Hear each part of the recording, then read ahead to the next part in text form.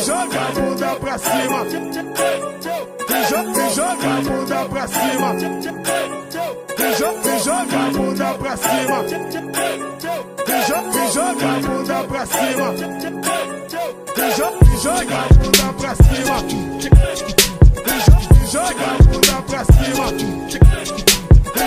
Joga a bunda pra cima. Joga a bunda pra cima. Joga a bunda pra cima. Joga a bunda pra cima. Joga a bunda pra cima. Joga a bunda pra cima. Joga a bunda pra cima. Joga a bunda pra cima. Joga a bunda pra cima. Joga a bunda pra cima.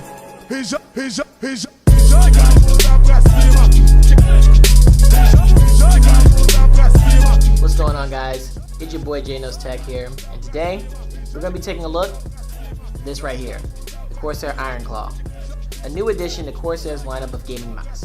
So let's not go ahead and see if it's not only a good mouse, but if it should be your next best. Let's get started.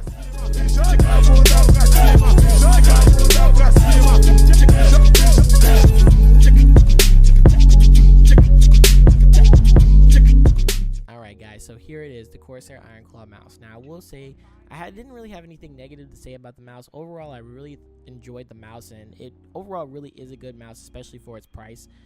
One thing I did want to mention, I thought was really funny, is if you go on Corsair's website and under tech specifications, it tells you that the grip type is for palm users, but the name is IronClaw. So I thought that was pretty funny because the name doesn't match the grip type, but you know, hey, if you have either grip, it's going to be perfect for you.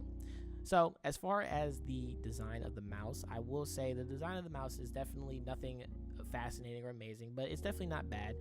I'm not too sure of the type of material that it uses, but you guys can definitely let me know in the comments below the material if you do know. But it's very soft. It is an all black mouse with, of course, some RGB lighting in there, so if you are into your RGB, there you go.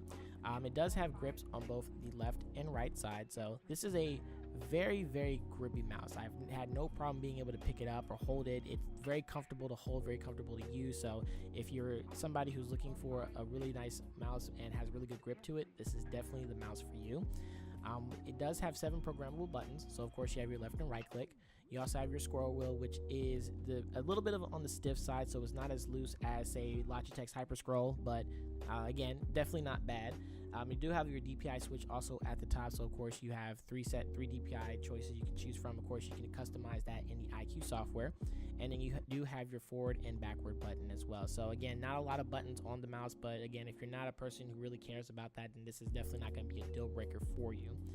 It does use a braided cable, so I know for some people they prefer having a braided cable. Most people don't. If you're a person who is in competitive play, having a braided cable, it may not be the best for you. I'll be honest with you, I'm a casual player, so for me it didn't really matter whether it was braided or not. So I don't know if that's a deal breaker for you, but there you go, it is using a braided cable. Now, talking about the sensor, it is using a PMW 3391 optical sensor, which estimates for about 18,000 DPI. Of course, you can customize that in the IQ software. And as far as the sensor goes, I didn't have any issues with the sensor when it comes down to playing games.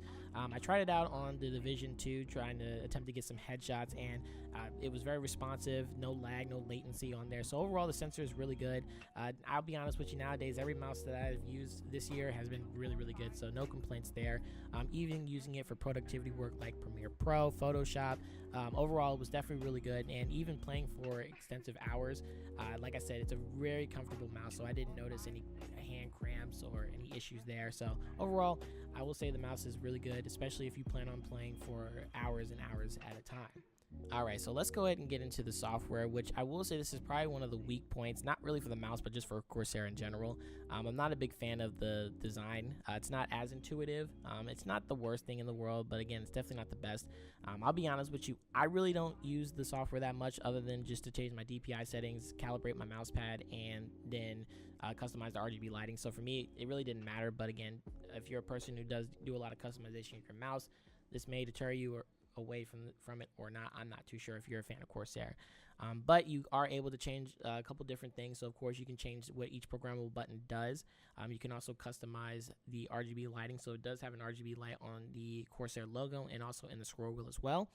You are also able to customize the DPI settings. It does have its own section for that. And then if you have a custom mouse pad, you can also calibrate your mouse for the mouse pad as well. So it's pretty straightforward.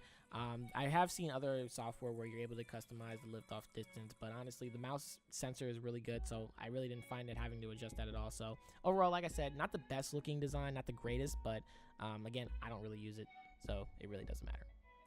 And I'm sure you guys want to know what the switches sound like. So it does use Omron switches, which estimate for about 50 million clicks. So I'm gonna go ahead and be quiet so you guys can hear the mouse.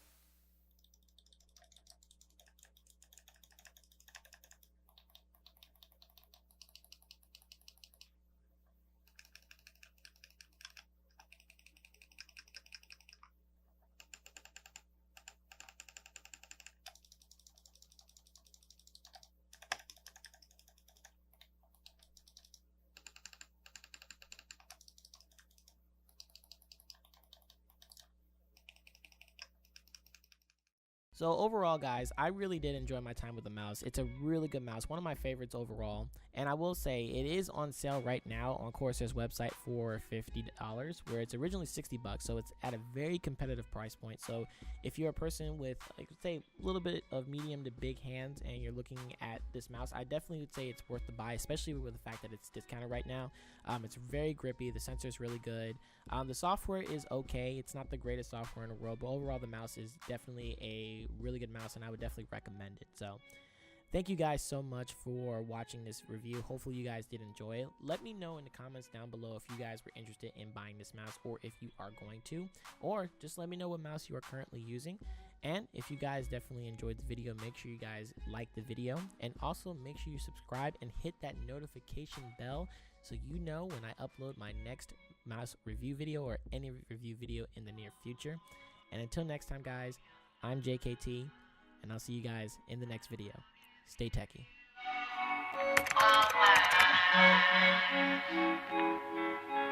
Oh,